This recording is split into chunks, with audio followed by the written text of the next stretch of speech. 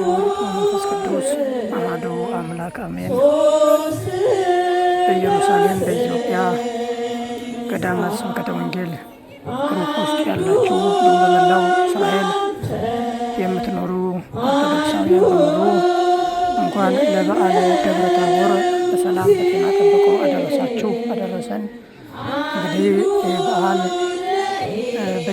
የደብረ ታቦርን በዓል በደብረ ልክነት ኪዳነ ምሕረት ገዳም በዚህ መልኩ በደመቀ ሁኔታ እያከበርን እንገኛለን። የገዳማችን ሊቀ ጳጳስ ክቡር መጋቢውን ጨምሮ በዚህ ታላቅ በዓል ላይ ተገኝተዋል።